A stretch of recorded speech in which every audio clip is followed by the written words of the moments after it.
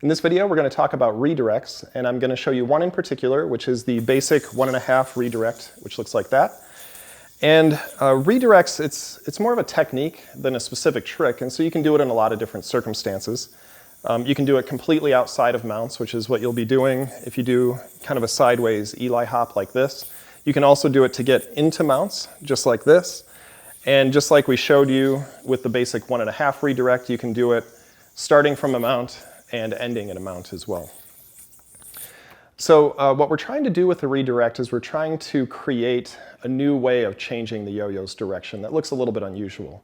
And so what a redirect is it's a quick change of direction while a yo-yo's moving without depending on gravity. And that second part, that's really important because that's what's going to make it look a lot different.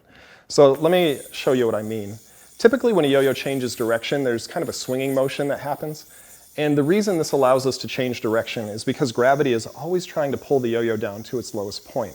And so when a yo-yo swings past that, gravity is already slowing the yo-yo down because it's trying to pull it back to that low point. And that's why we get that swinging motion. And so with a redirect, what we're trying to do is to get it to change direction without depending on that. And so you can see that unlike the swinging motion, in a redirect, the effect is incredibly different. And it's kind of surprising if you've never seen it before, and so that's what we're trying to achieve. So with all the different types of redirects, pretty much the technique is the same. So I'm going to show it to you with this one trick, and then you can apply it in different areas. So the first thing that you want to do is, as the yo-yo's moving, you want to create a little bit of slack in the string. So the way that we do that with the basic 1.5 redirect is we're going to drop this string right here. And so you can see if we drop that, there's some slack there, but we're going to drop it while the yo-yo is in motion, and that's what's going to allow us to hit that effect. Now the second thing is, once you have some slack in the string, what you're going to do is you are going to take your hand that you're going to use to achieve the redirect, and you're going to start to move it in the direction of the yo-yo. But you're not going to move it as fast as the yo-yo's moving, because what you want is for the yo-yo to get ahead of that hand and eat up all that slack so that the string is taut. And then at the very moment that the string is taut, that's when you change direction.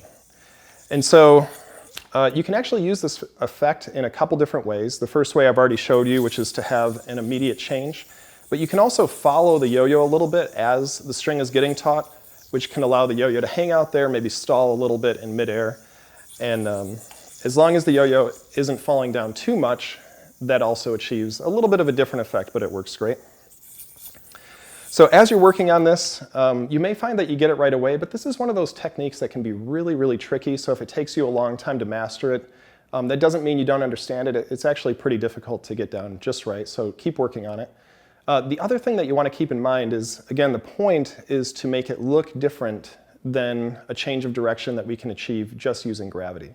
And so what you'll find in this redirect is that when I hit it, the yo-yo and the string coming off of it, they're almost parallel to the ground, and that makes it look as good as possible. The other thing that you can do is you can do a redirect where the string and the yo-yo are vertical, but you can see that because it looks similar to the way a yo-yo would change direction with gravity, it doesn't have that same nice effect. The other thing to keep in mind is that you can actually do redirects without dropping any string.